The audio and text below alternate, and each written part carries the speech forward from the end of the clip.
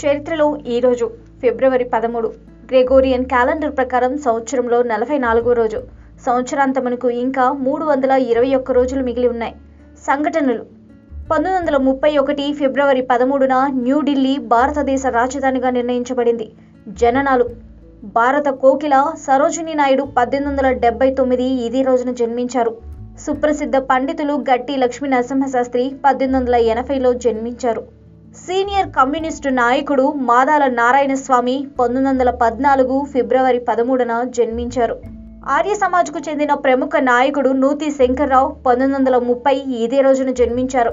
ఇతను నిజాం వ్యతిరేక ఉద్యమం కూడా వహించాడు. సామాజిక శాస్త్రవేత్త అయిన నూనె శ్రీనివాసరావు 1972 ఫిబ్రవరి 13న జన్మించారు. మరణాలు దక్షిణ భారతీయ సుప్రసిద్ధ ఛాయాగ్రాహకుడు బాలు మహేంద్ర 2014 ఇదే రోజున మరణించారు. ప్రముఖ తెలుగు నవలా రచయిత పి కేశవరెడ్డి 2015 ఫిబ్రవరి 13న మరణించారు. కవి, నాటక రచయిత, కథకుడు, నటుడు ఎస్ మునిసుందరం 2015 ఇదే రోజున మరణించారు.